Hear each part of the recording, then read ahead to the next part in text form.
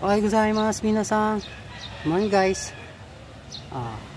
Ito ko ngayon sa taniman ko sa tunnel pit guys. Mag-harvest ako ng ilang pechay at talbos para sa munggo. Mamaya ihalo sa gisa guys.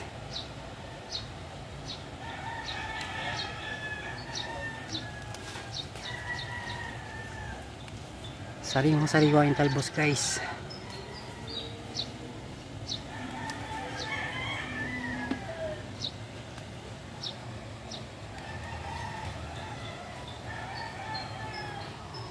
At naka-harvest din ako sa baba ng ilog guys. Dalawang ampalaya panghalo sa munggo at dahon ng ampalaya guys. Kompleto ricado na guys.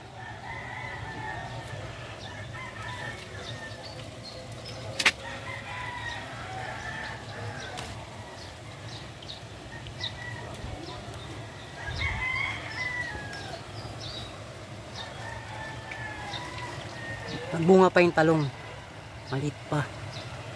I-harvest ko na rin tong pechay guys. Kanina kasi inuod kaya i-harvest ko na siya panghalo sa talong. Yan guys.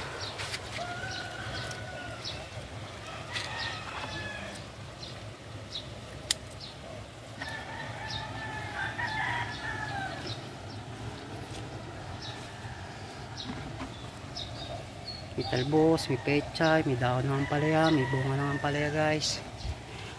Talo-talo talaga sa munggo mamaya to guys.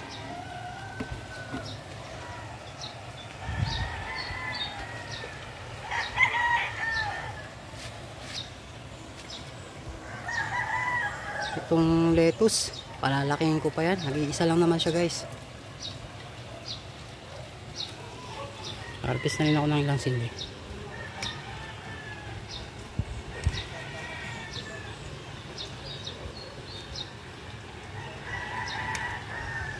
Sige guys.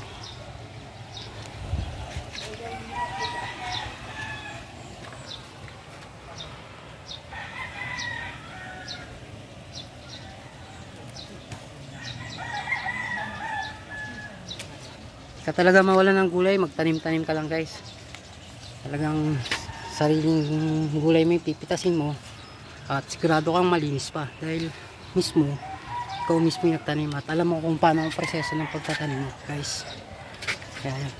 Kaya sawang-sawa ka sa gulay guys.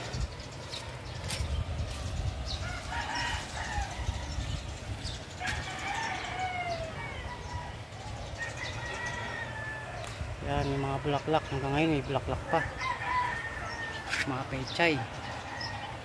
At itong sanga na tinanim ko na bulaklak, ngayon may bulaklak na guys. Itong sitaw malapit na rin siya magbunga guys.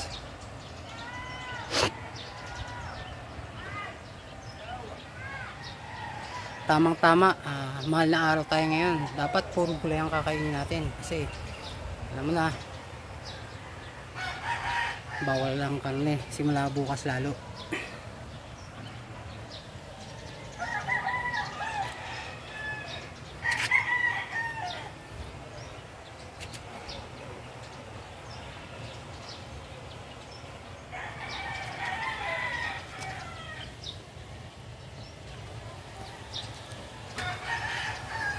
Sige, dami guys. Bell pepper pa dun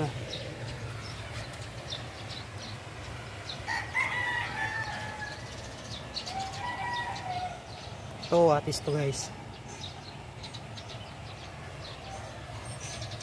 Mayroon ding gabi at kangkong dito.